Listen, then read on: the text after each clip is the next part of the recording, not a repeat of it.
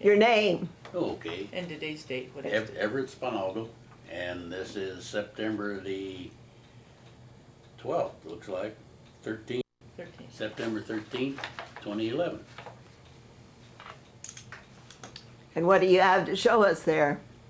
Well, this is the Blue Rapids Lodge Charter. Now, this is the second Oddfellows Lodge that was in Blue Rapids. And it wasn't started until, whatever the date is on this, 1951, September, or 6th of January, 1951. And this was Lodge 685. Now, previous to this, Lodge 145 was called the Marshall Lodge of Oddfellows in Blue Rapids. And it folded in the very late 30s, I believe. And then this was started right after World War II. So did it fold because of lack of interest? That's the usual reason of a Okay. lodge folding. The membership drops down. Now, I can go back to the records, which are kept in Salina, and find out who belonged to that 145 lodge. And that reads like a list of almost everybody in Blue Rapids at that time. You mean lodge members? Yeah. Not just, Mhm. yeah, okay. There were doctors, there were lawyers, et cetera, and so forth. Bankers. What was the original purpose of organizing an Oddfellows? Do you know? Organizing an Oddfellow Lodge. Yeah, lodge. Well, we date back a little ways. There is a gold plaque in Rome where the Caesar of that time commended a group of his centurions, his army officers, as Oddfellows, because they did what we do today: visit the sick, relieve the distressed, bury the dead, and educate the orphan. Those were not common things back in that date. And in some places they're still not. But this was dated the year 57. So we've been around a while. And that really is the purpose of Odd Fellowship.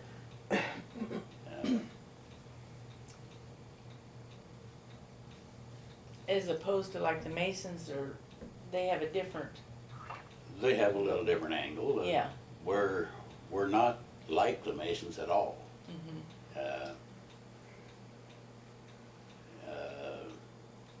I don't know, I belong to the Masons. Both are fraternal organizations. Yeah, both are fraternal organizations, but they operate almost completely different. One thing about the Oddfellows, we have a sovereign Grand Lodge. It's in Winston-Salem, North Carolina. And this is over all of the Oddfellows in the United States, as well as 23, I think, other countries. Oh, okay. It's an international organization, actually.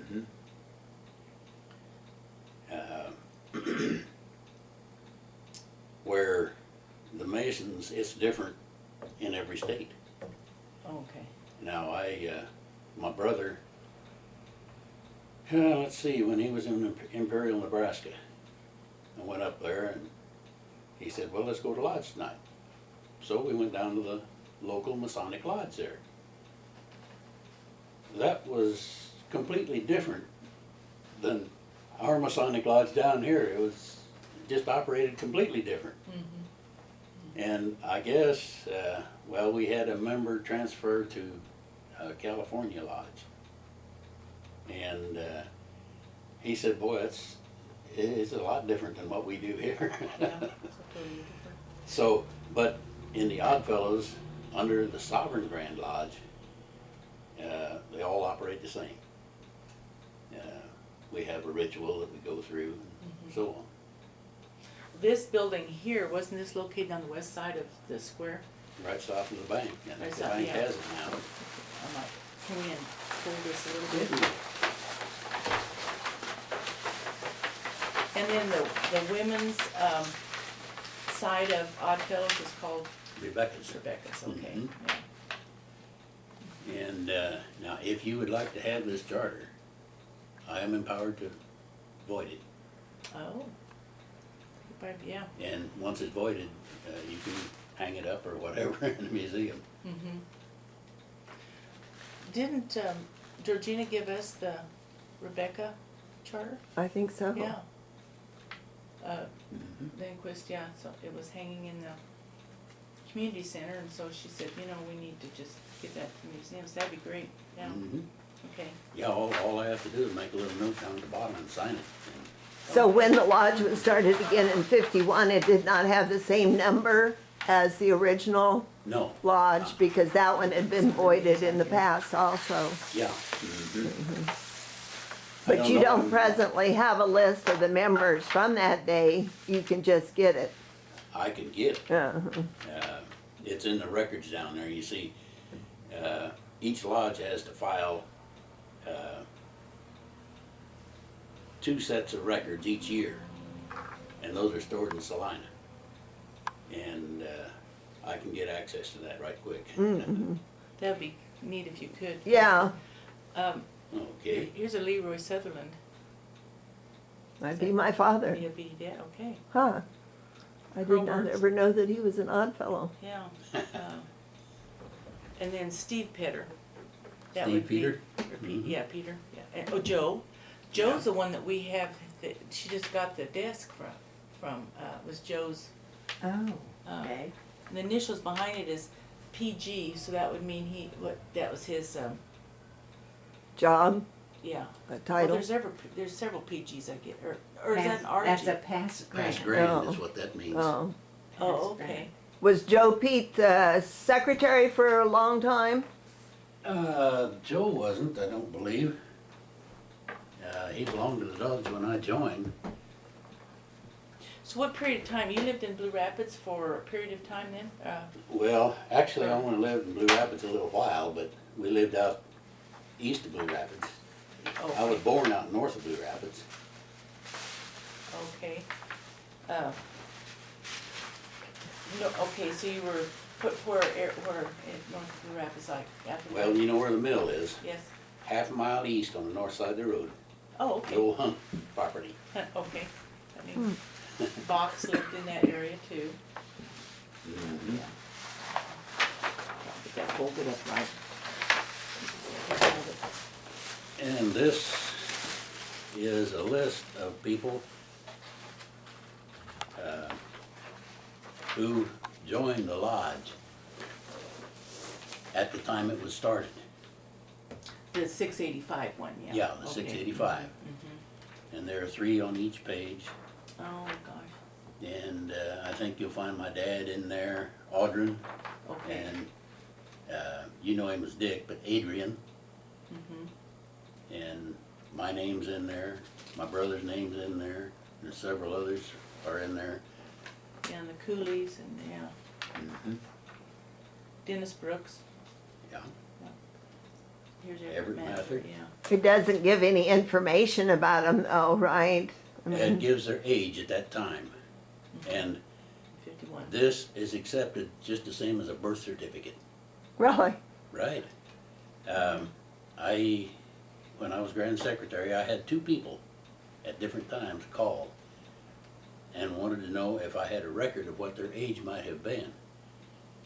And yeah, I found it in a book just like this. And made a copy, sent it in, and it was accepted legally.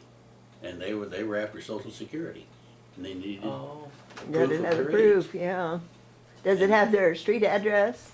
no, Oh, I man. don't it think says their so in occupation, this. farmer, garage man, Knutson, so, curious how you have, is this the original book, or is this is, you had 2 copies, is that what you said? No, this Salina is- has, oh, This is, well, a full report of the lodge's membership and activities okay, is sent in twice a year. Okay, to Grand Lodge, and they're stored in Salina.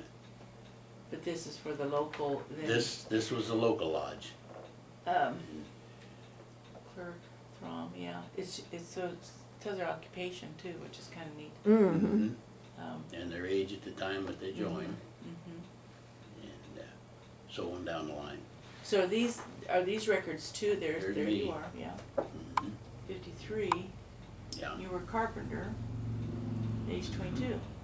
Yeah. This is kinda neat too, cause it has your signatures, Mhm. the other person's signatures. So is this something too that, you're thinking, this is something you need to keep in possession of too because of the legalities of the, No, not necessarily. There are records in the, in that Salina. it's a line that Storage. that are duplicates of these, okay. As far as I'm concerned, let's see, if this were donated to the museum, Mhm. could we have access to it if we needed Oh, yeah, yeah, it? oh, yeah. I see no reason that you shouldn't have it then. Here's John Nowak, Irving farmer. So this would be Janice's husband, Nowak, probably. Janice, Well, let's see, Okay. what was I don't his know the he age? was a Nowak farmer that at well. 27. Yeah, he was 27, and that was in 53. Yeah, so that'd be John, or Mayor John's dad. Here's Clarence Worthington, policeman. Oh, wow. Yeah, so, yeah. That'd be Dick, okay. Terry Fensel, And then the rest of it is blank. okay. That was when they stopped getting new applications. Oh, And Yeah, long, members. oh, it was up into the 60s a little ways. I think the last one was, yeah. maybe it wasn't This is quite. 54, Well, that could be. Fensel, 55, yeah. When did you stop having meetings and, Well, the lodge kind of started falling apart right about that time. And then I transferred over here to 110. Because we moved here. Yeah, and we had moved from Irving up here in February 28th, 1960. Because of Tuttle Creek. Yeah. Mm-hmm. Right, yeah, yeah. So you lived in the town of Irving? Okay. Mm-hmm. Yeah, we lived on the farm there, and then we moved out east of town, east of Blue Rapids, in 1939. And then in 45, we moved down right at the edge of Bigelow. And let's see, then in 49, Joanne and I were married, and we started We living lived in in Irving. Irving. Okay. And your maiden name was Frank? Frank. Okay, Mhm. okay. So, yeah, there'd be no problem to have access to this. It would be, yeah, no? yeah. Well, yeah, you just as well have it then.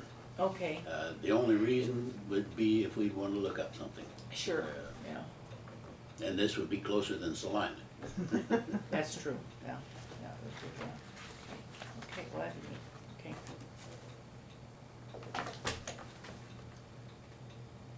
Okay, then what little goodies do you have? Well, Looks like he's got a pile here. these are jewels that maybe earned. This is a Rebecca jewel, and it's a 25-year jewel. Oh, is that pretty? And So these were awarded to, these were awarded to members who have got that many years Yeah. as a member.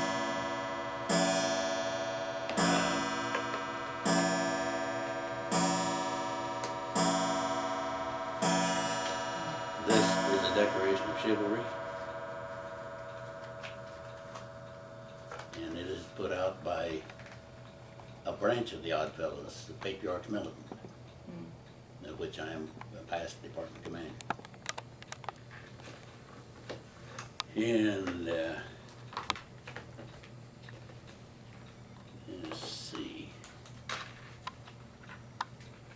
this is a past Grandmaster jewel. Can you wave that at the camera? All right, thank you. And this is someone who has served as Grandmaster of Kansas. And that's what you've done, yeah, Oh, yeah. yeah. And then this is a past Grand Patriarch's jewel. Now, this is the encampment branch of the Odd Fellows. And I'm a past Grand Patriarch. The term encampment, what does that mean? It's a branch of the Odd Fellows. Okay. And in here, there's a past department commander.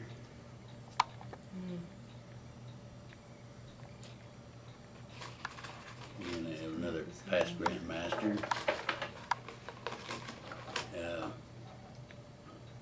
This is an Oddfellows 25-year pin.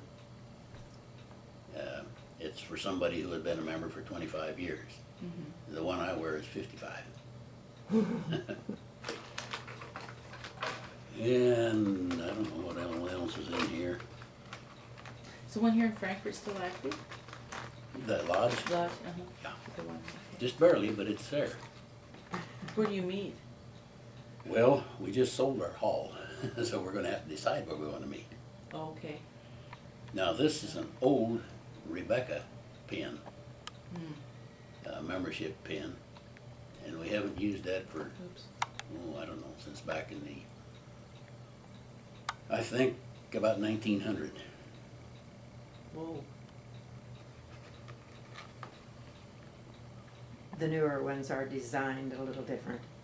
Yeah, They still have the Rebecca pins, oh yeah. Rebecca Well, jewels. we had one here just a minute ago, I think. What's the little one here, 25? Is it 20, is this signed now? And this is a past district deputy grandmaster. And each district had a deputy grandmaster pin. And this is a past pin. This is the Ladies Auxiliary Patriarch Milton membership pin. His initials in PLAM or, Ladies Auxiliary Patriarch Milton. oh, okay. And the rose is used on a lot of these. Or is that a rose right there? And this other pin had a rose, it looked like, oh no, maybe it wasn't. No, is it center deal? Is that a rose? Oh, this one didn't. Well, Maybe not. yeah, it is on that. Yeah, yeah. Cassie was real active in this too, wasn't she? I remember her for some reason, maybe Ona Marie, I don't remember the, I don't know. wow. Grand Decoration of Chivalry. Is this one yours? No, this one isn't mine. Mine's on my uniform. Oh, okay, these are. But it's extra just like things. this. Uh-huh. What do you And, have to do to be awarded that? Well, various things. I had to be recommended by 5 members, or 3 members, and 3 outside sources. I asked my minister, the director of the care home down here, in which I've served on the board for 6 years, and the fire department. And that was what got mine. But there are 3 of these in the rotunda up above the Tomb of the Unknowns. And since we are registered with the United States Army, we are allowed to present a wreath each year from each jurisdiction. And that's all 50 states. And that gives you quite a feeling when they call out your name and your rank in Kansas. So you were back there? Now, I've been there 3 times. You start walking, marching down that rotunda where the guard normally walks back and forth. You get down in front of the tomb, you turn and present it to the sergeant. He turns and takes it over to place it, and you do the slow salute, and then you left face and march on off. Very moving, huh? Yeah. Yes, it is. And it makes you feel about that high. Wow. It, What experience. yeah, these are pretty rare. There are 2 of us in Kansas that have them. And I don't know whether there's anyone in Nebraska still alive that has one. There's one in Oklahoma. I think there are 2 in Missouri. I believe there's just one in Colorado. And some states don't even have one. So where's the other fellow from that, in Kansas? In St. Francis. Oh, okay, That's out yeah. on On 36 36, Highway, yeah. just before you drop off the end of the world. Yeah. Yeah, Pat Grass is his name. okay. Huh. And since we are registered with the Army, any member can be called at any time. Now, the last time that was done was in World War II. But they're not going to want to call me because I'm 81 years old and my rank is colonel. Wow.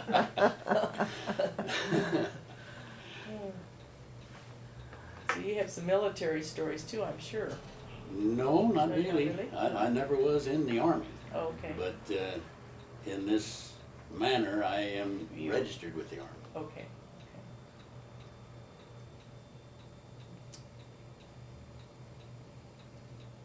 So where was your building here in Frankfurt?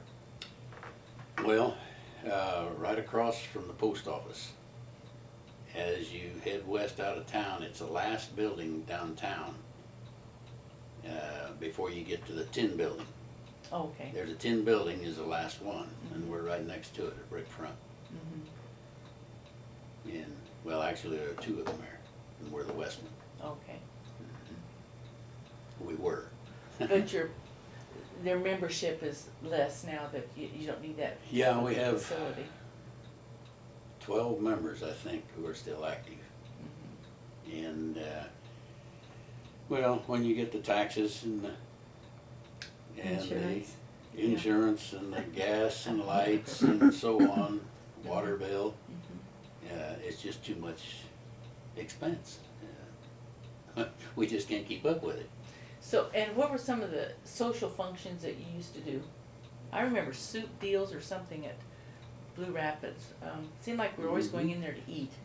Oh, yeah. Yeah, Soup days. they can do almost anything. Any community service that we're capable of. Now, for the last, 11 years or 12 years, we have gone down on I-70 on the 4th of July and Labor Day and served coffee and treats. If somebody stops and has a cup of coffee with us and gets back out on the road just a little more alert, maybe we prevented an accident. We'll never know, but No, but that's true. that's the idea behind it. Do you remember some of the things that were held at the hall in Blue Rapids? Not No. really.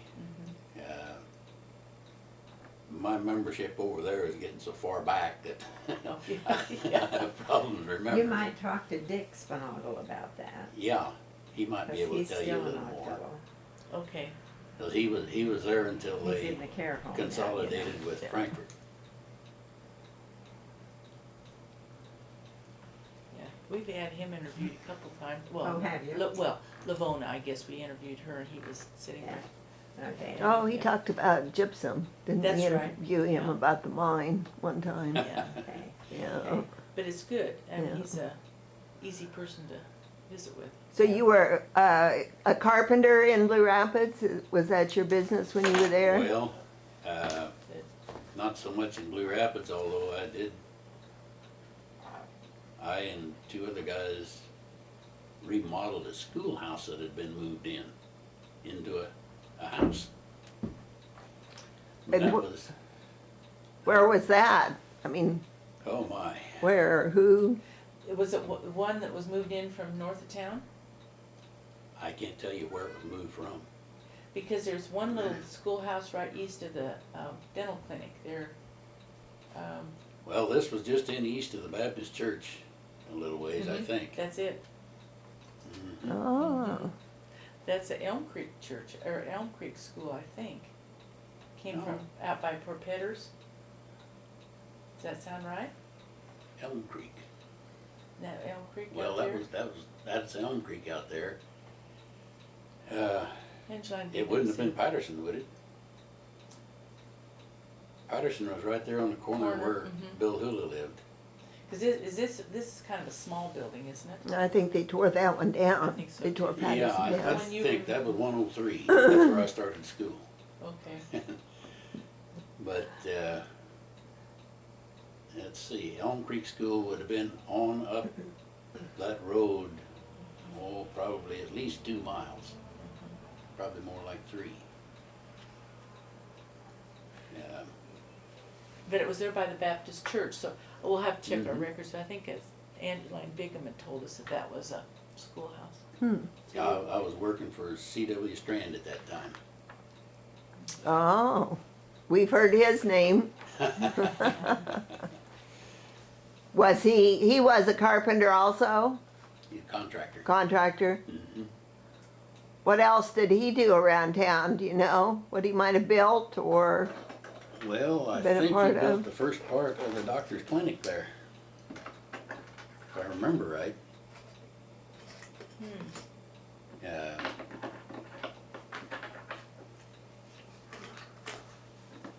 Strand, I don't. Swede Strand.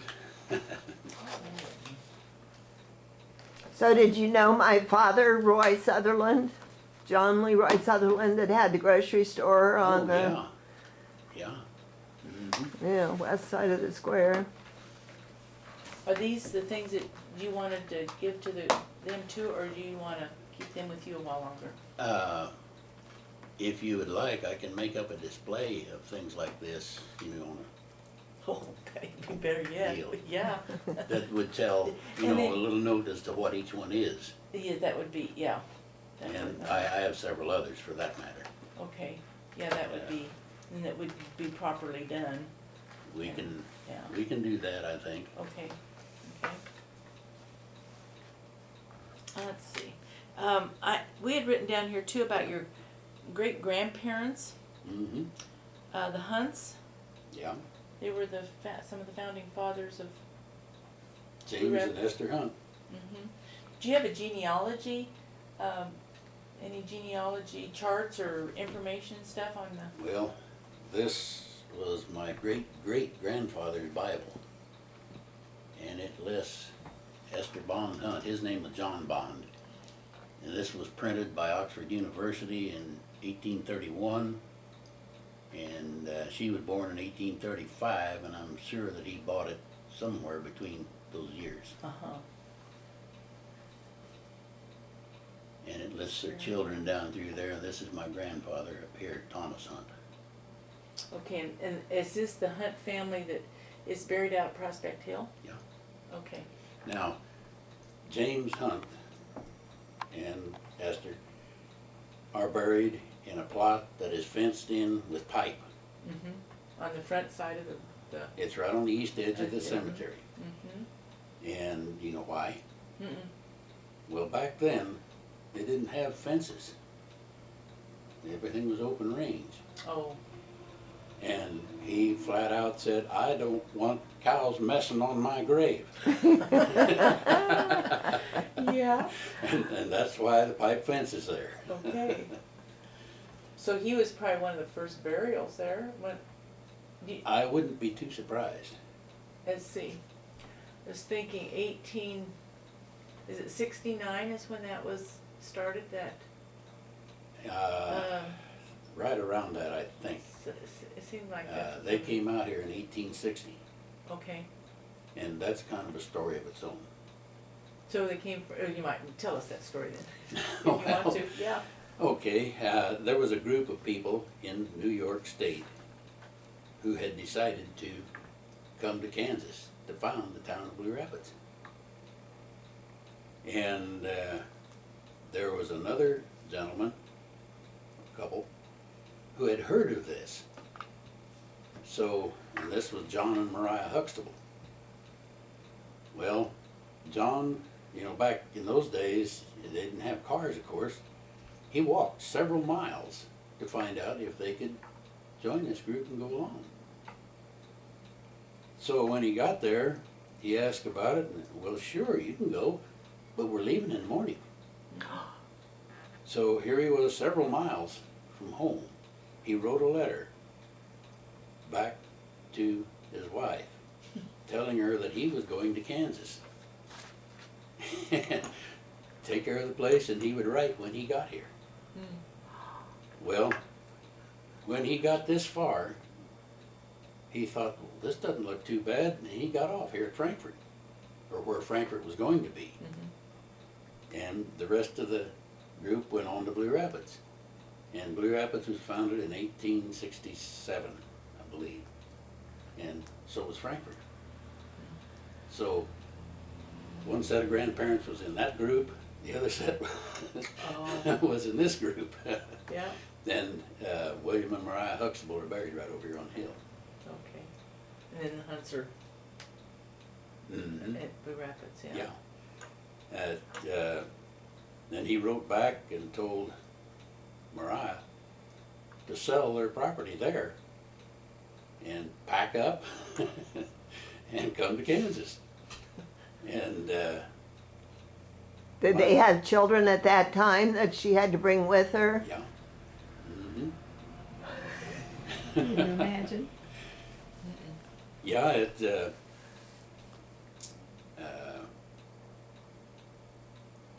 she had to have it was a big box, a chest built to store stuff in to move it. And the carpenter kept telling the lady who later became my grandmother, which was one of the kids, that that box was being built to keep her in. She didn't behave. But after they got moved back here, he bought some land out north of town here, and I have the original document assigning the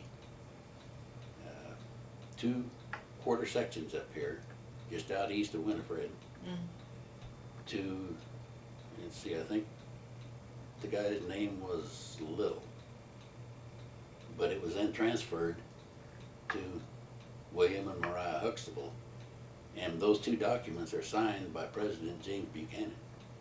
And they're in the other room here. Yeah, So there's a little history there. there's a lot of history, yeah. So where did the Hunts settle? Were they the ones north, around the gypsum plant in that area? Mhm. 'Cause I've seen That some was Hunts. James Hunt's. And that house is still there. Yeah. The house they built is still there. That's where I was born. Probably be Bach's house. Lauren, it's the first house. It's a half mile east yeah. of on the north side. Yeah. There's a Okay. quarter section there, and then cornering with it was another quarter section. Yeah. It's still there. So that's, golly, they built it back in the, I don't know just when it was built. It was Yeah. remodeled somewhat in 1934. I remember that, but I don't remember what was done. yeah. And that barn that's there was built in 1934.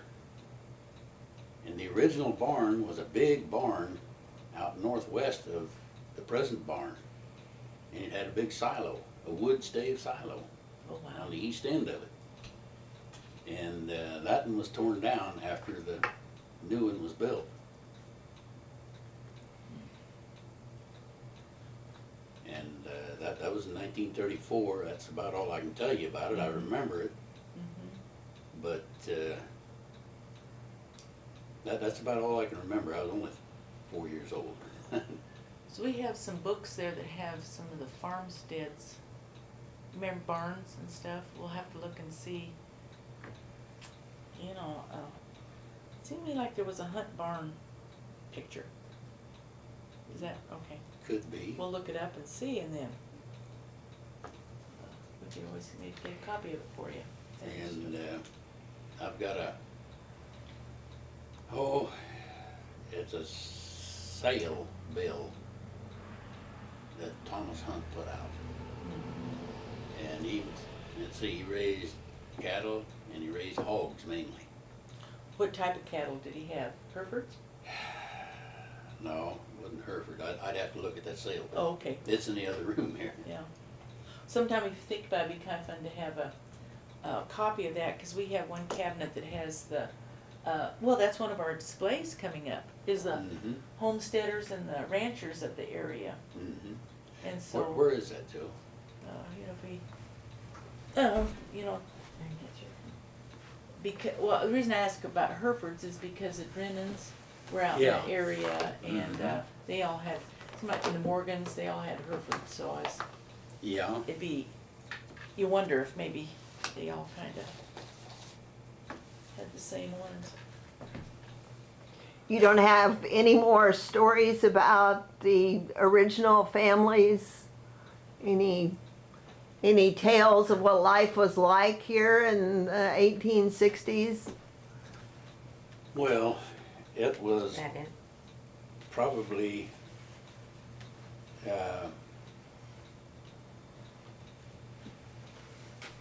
probably pretty rough because I think, and they're not registered, but I think there are 3 children buried in James Hunt's plot in that cemetery out there that are unmarked. Mm. Now, my mom told me about that. That's all I can tell you. But I would guess that life was pretty darn rough back here then. Because you know how the winters can get to be and so on. They probably